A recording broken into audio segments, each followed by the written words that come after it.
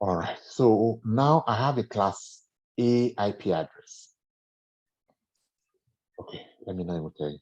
So anybody, I don't have to point it. So this IP address, let me put an IP address 1.2.3.4. This is an IP address, right? What class of IP address is this and why? And why?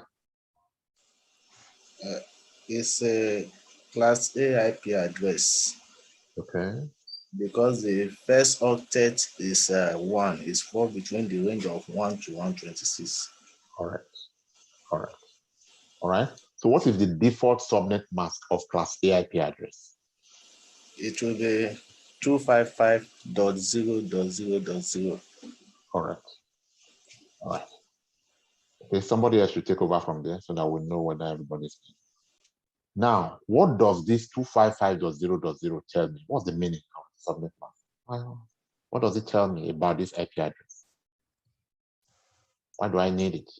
Yes, sir. So it's saying the first octet is constant, it can be changed. Why the 0.0.0 means that the other ones can be changed.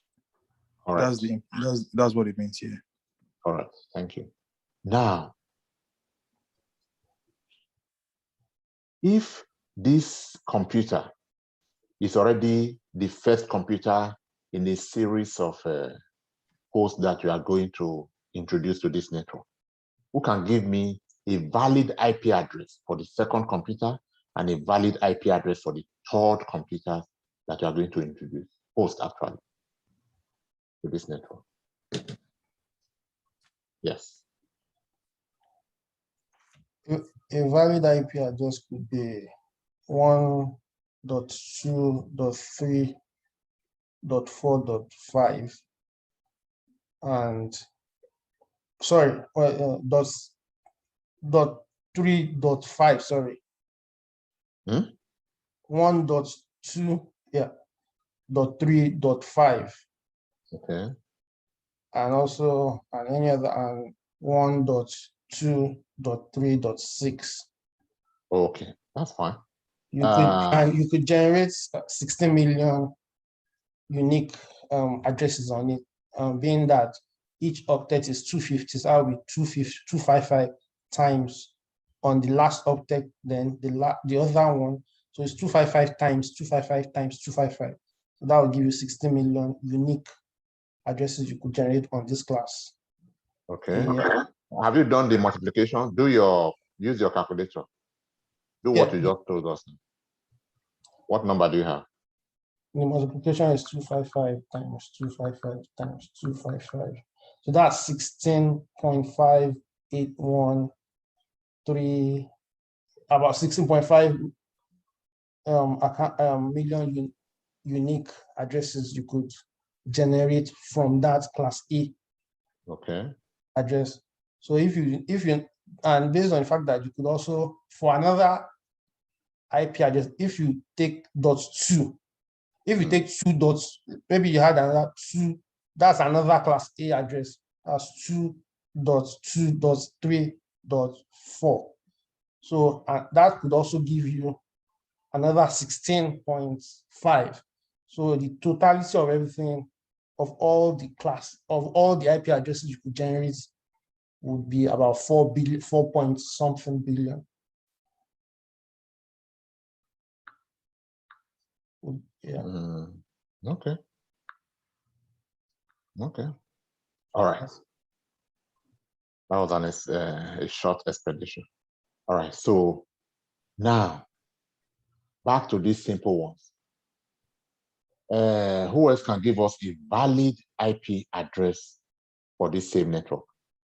Haven't already established two hosts that are communicating with each other on that network. Any other valid IP address? I mean, somebody else, just to see who is understanding. Who has not answered the question? Okay, another valid IP address could be 1.2.3.7 or 1.3.2.5. 1.3 0.2.5, right? Yes, sir. Okay, yeah, that's fine. That's fine. You are just daring to tell us that, yes, you do understand that this is the only part that should be constant. Any other thing is, okay, that's okay. Yeah, it is a valid IP address because any of the zeros can be replaced. All right, so apparently you understand what subnet mask means and how you can use it to caution yourself in generating multiple IP addresses for your host within that network that you represent. Okay, now, but the simplest one to use of all of this is class C IP address, and that's what we've been using, class C, starting with 192 dot whatever you take as the first three parts, it must be constant. You must constantly use. So this is an example of class C, right? So this first three parts of class C, the first three octets of any IP address for that matter, not necessarily, which is in this case 192.168.1, because these are the constant part. That part is referred to as the network ID. All right, the network parts of the IP address. And this other part that varies from 1 to 254 is referred to as the host part. So the network, the IP address is made up of two parts, the network part and the host part, network ID and the host ID. All right. If I ask you what's the network part of this IP address, it will be 192.168.1. But IP addresses you would usually normally take four parts: part 1, part 2, part 3, part 4, 4 octets. If you are going to give me the network ID of this IP, then you are going to give it to me in 4 parts, which would be 192.168 dot what? Dot 1, right? Of this one. So I say you are going to give me the 4 part. Give it to me in 4 parts. So what's the 4th part? For the 4th part, you are going to add a 0. But this is the network ID, dot. All right. Same thing for the host. If I say what is the host part of this part, the host part is only 2. All right. But because you must give it to me in 4 parts, it will be 0.0.0.2.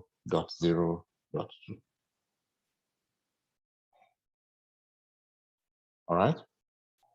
So the 2 would mesh together to form the IP address for that host. The network ID and then the host part. Together forming what? 192.168.1.2, giving you the IP address. All right. Is that understood? Yes, sir. All right. Okay. So let's go a step further. Now, there are also other classes of IP addresses, but they are not useful to us as engineers. They are useful to the system. All right. These are class B and class E. All right. They are reserved for multicast, and we don't really talk so much about them because it's not, you don't have control over them. They are reserved. But in any case, it's in your note. Class, any IP address starting above, what was the last thing here? Above, we said this is between 192 and 223. Anything above 223, you are not interested. It's not for you. 224 and above. Okay, that will fall under class B or class E, which is for system use only, right? Even though there are 5 classes, we often talk about 3 classes because the other 2 classes are not for. All right.